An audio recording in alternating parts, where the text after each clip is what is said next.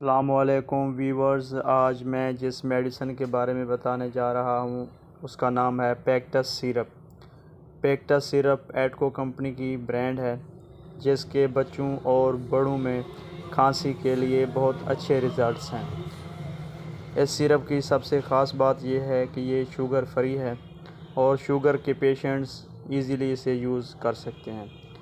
और अगर इस सिरप की प्राइस की बात की जाए तो ये मार्केट में 79 रुपीज़ में दस्तयाब है। और अगर इसकी पैकिंग की बात की जाए तो ये 90 ml में मार्केट में अवेलेबल है। Thanks for watching. अल्लाह हाफिज़।